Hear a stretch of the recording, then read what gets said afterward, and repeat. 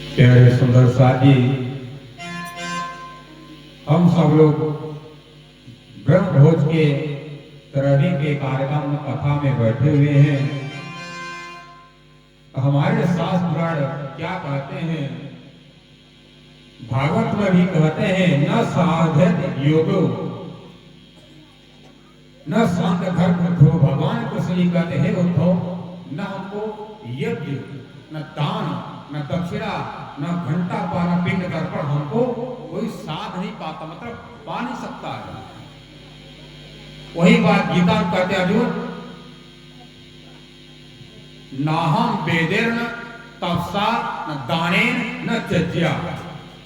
अर्जुन, मैं दान करने से भी नहीं मिलता हूं, न दानेन, न वेदेन, न वेद के पढ़ने से ही मैं मिलता हूं, न तपस्या करने से मिलता हूं, न उपासना। नाहम वेदेन तपसा न दान न चज्या। चज्यम यज्ञ, यज्ञ से मैं नहीं मिलता हूं। और जिस यज्ञ से मैं मिलता हूं वो कौन सा यज्ञ है? ज्ञान रूपी यज्ञ। कौन सा यज्ञ? ज्ञान यज्ञ। जितनी दुनिया में यज्ञ हैं ये सब इसी काम के हैं। यज्ञ में सबसे उच्चतम यज्ञ कौन है? ज्ञान यज्ञ। भगवान श्री कृष्ण जी से अर्जुन ने पूछा, प्रभु संसार में ये जन्म में मरण का चक्कर कब तक चलता रहेगा? भगवान ने कहा, अर्जुन, संसार में जब तक ज्ञान यज्ञ का पता नहीं चलेगा। अर्जुन ने कहा, प्रभु बता दीजिए, इसमें से हमारे संसार में कौन सा ऐसा पंडित, कौन सा ब्राह्मण, कोई ज्ञानी है? उसका क्या नाम है? मैं उसी के पास चला जाऊं, यही फलाना का पंडित ब्राह्मण है, ज्ञानी है, हमको ज्ञान यज्ञ का आपको दीक्षा दे दे। क्या कर रहे हैं? हमको ज्ञान का रास्ता बता दे। तब भगवान कृष्ण जी गीता के 4 अध्याय के 34वें श्लोक में कहते हैं, तद विधि प्रणिपातेन परिप्रश्नेन सेवया तेजानम उपदेशयन्ति सततत्त्वज्ञानं दर्शिनः। हे अर्जुन, जब कलयुग 4800 साल बीत जाएगा तब कौन आएंगे? ब्रह्ममुनि परमहंस आएंगे। जो जन मुझ योगेश्वर द्वारकाधीश वैकुंठाधिपति को कृष्ण को नहीं पता है, वह जान तुमको कलयुग में पता चलेगा। जब वो आ जाएंगे परमहंस लोग, उनकी जाकर के क्या करना? तद विधि, मतलब अच्छी प्रकार, तद विधि प्रणिपातेन, अच्छी तरह सेवा करना, कोई सेवा में कमी न करना, न तन से, न मन से, न धन से सेवा, पीछे हटना नहीं।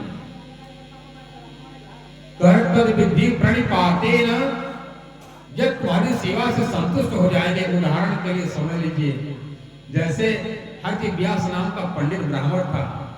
प्राण आदि के एक भक्त सुंदर साथ थे, जिनका नाम था कांजी भाई। जब वृद्धावस्था का शरीर होने के कारण से बीमार हो गए थे, समय ऐसा आया, लग रहा उनका किसी समय आखिर समय आ जाएगा। उनके बेटों ने, उनके बहुओं ने पंडित जी को बुलाकर गौदान करवाया। तो जैसे वो तो बिस्तर पर पड़े हुए थे, इनको तो हर ब्याह जो पंडित, उनको चारपाई सुधार करके गाय के गोबर से लिपाई करके लिटा दिया गया नीचे।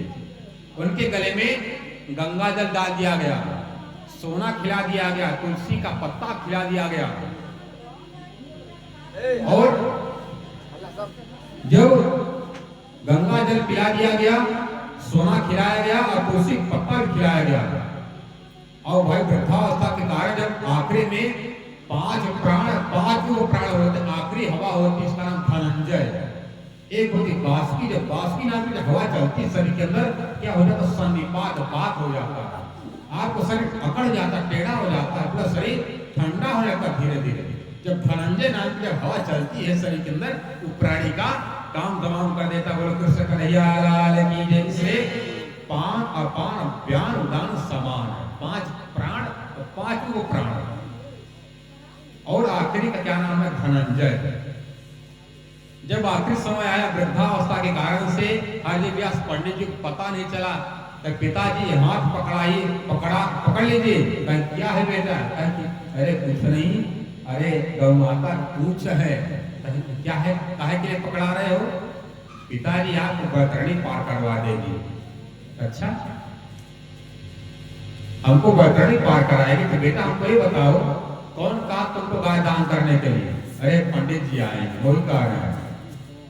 क्योंकि प्रमाण दे दिया गया, अरे बिहुला थी। अरे कितने को प्रमाण देकर बता कि इनको उनके पति मर गए तो केला के छिलका को उतार करके उस पर घसीला करके बिहुला गई थी। भगवान शंकर की जो बेटी थी जिसका नाम था मनसा, उसका एक नाम था जरत्कारु।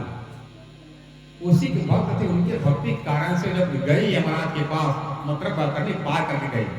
इसलिए उसका प्रमाण देकर पंडित जी ने बताया कि गौदान करने पर क्या होता है, गाय आती है, पूछ पकड़ करके पार कराती है। अच्छा, ये बताइए पंडित जी, क्या गाय हमको पार करा देगी? बिल्कुल पार करा देगी। आप भी पंडित, मैं भी पंडित। अरे व्यास भी पंडित, व्यास का उपाधि है, कर मैं भी पंडित हूँ, तुम भी पंडित, और तुम कैसे पंडित हो?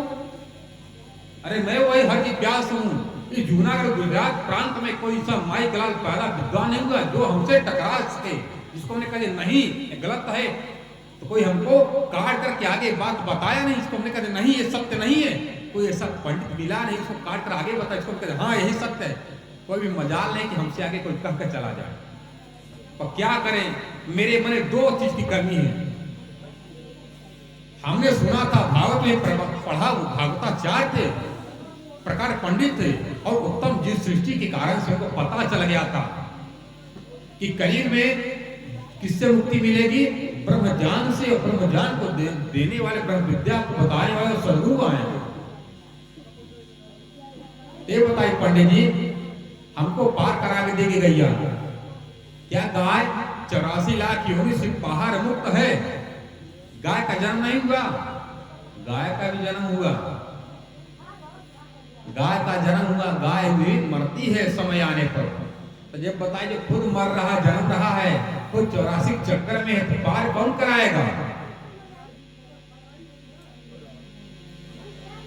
जैसे हनुमान चालीसा कहा गया है, जो सतबार पाठ कर कोई, छूट ही बंदी महासुख होई। कहते हैं जो हनुमान चालीसा को पाठ करेगा, कि जिस जेल में